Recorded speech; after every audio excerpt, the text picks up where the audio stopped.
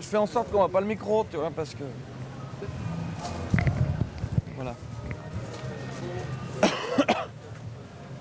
ça tourne. Ok, Manu, chanteur de la Mano Negra. Une première, ça tourne. Manu, avec la Mano, en fait, vous faites ça parce que déjà, c'est un peu votre vie, la musique, le rock. Vous foutez un peu des tournées de promo, des télévisions, de promo, je parle. Hein. Ouais. Vous faites ça un peu au feeling. Est-ce que, d'abord, vous avez eu l'impression, avec ce système de fonctionnement, d'avoir ouvert une brèche dans le rock français, ce qui n'était pas le cas avant, et surtout d'être arrivé à vous en sortir parce que vous étiez vrai avant tout? Bah, disons que nous on fait les choses comme on les sent. C'est pas, on n'a pas envie de rentrer dans une. Tout le monde travaille toujours de la même manière, ça se passe toujours pareil. Nous ça nous gonfle complètement quoi. Donc on fait que ce soit les concerts, que ce soit les télés, les interviews, tout ça. On fait ça comme on le sent. Il faut faire ça avec le feeling et sans se prendre la tête, sans trop de rendez-vous et machin. Parce qu'après tu fais plus que ça. Et ça devient un boulot quoi. Et c'est là que ça devient dangereux et que tu commences à faire n'importe quoi. Alors ce qui est drôle, c'est que si on vous avait dit il y a 10 ans, vous allez faire du rock et vous allez devoir vous passer de promos, de grandes maisons de disques qui arrivent à vous en sortir tout seul, on aurait peut-être eu tendance à vous dire vous êtes cinglé, vous allez jamais y arriver parce que c'est un milieu quand même qui est très construit. Personne s'est gêné pour nous le dire. Hein. Ça c'était à l'époque. De toute façon, on n'avait pas le choix, hein, des groupes comme nous et tous ces groupes qui sont nés un peu avec nous. Ouais, puis on remarque maintenant qu'il y en a plusieurs. Où on faisait tout, où on faisait rien du tout. C'était où tu jouais dans ta cuisine pour ta mère à l'heure du déjeuner. Ou tu signais dans une majeure compagnie ou dans une compagnie de disques, il fallait faire ce qu'ils avaient envie de faire et tu pouvais pas. Si tu voulais faire de la musique qui n'était pas commerciale et qui était vraiment la musique que tu as envie de faire, il fallait tout faire, sinon tu n'y arrivais pas.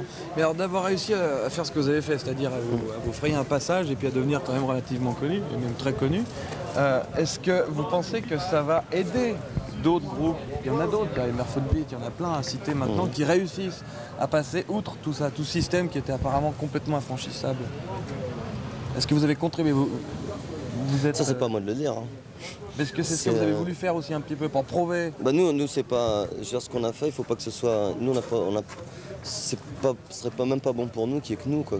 Il faut qu'on amène avec nous d'autres groupes et qu'on ouvre une brèche, qu'on amène une nouvelle manière de travailler qui soit bonne pour tout le monde quoi. Pas seulement qu'on soit pas un cas particulier perdu dans la masse. Ça, c'est sûr pour nous c'est pas intéressant. On va s'user à ça et nous on a besoin de gens autour de nous et que cette manière de dire merde à la routine et merde à cette manière de travailler bête et con qu'ont les trois quarts des gens dans le show business en ce moment, eh ben, il vaut mieux être plusieurs que tout seul, hein, ça c'est sûr. Et les clips, alors comment ça se passe? Parce que les clips sont pas faits du tout, vos clips sont pas faits du tout sur le principe de tous les clips qu'on voit, c'est-à-dire chiadé avec des belles images, des belles filles qui passent avec des couchers de soleil, etc. C'est plutôt la vie, quoi. C'est plutôt des moments, on a l'impression que c'est filmé avec une petite caméra amateur et que c'était sur le moment. Il y a beaucoup de ça. Les clips, que ce soit les clips ou les photos, tout ce qui est image du groupe, nous on essaye juste, ce qu'on a besoin, c'est ce qu'on a envie, c'est de montrer notre image à nous, c'est-à-dire nous, et tel qu'on est en vrai. Quoi. Les groupes qui se cachent derrière une image, derrière un truc léché, ils se font piéger au bout d'un moment parce qu'ils se retrouvent les prisonniers d'une image et d'un truc qui ne leur correspond pas vraiment dans la vie. Moi je sais que la mano, je peux continuer des années, je suis dans la mano comme je suis dans la vie, donc ça ne me posera jamais de problème. Et les gens ils connaissent de moi, de ce que je suis vraiment.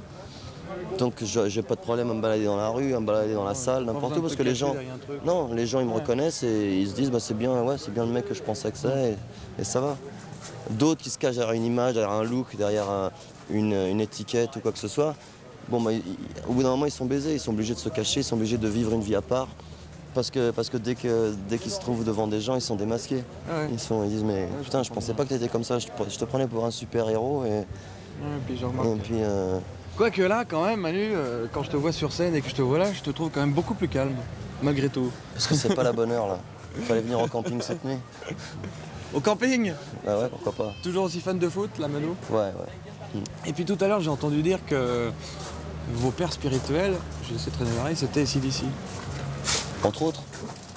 Ah bah c'est assez bizarre, ça m'a surpris. Tu fais un raccourci un peu vite. Ouais, mais parce qu'il faut AC/DC, faire vite.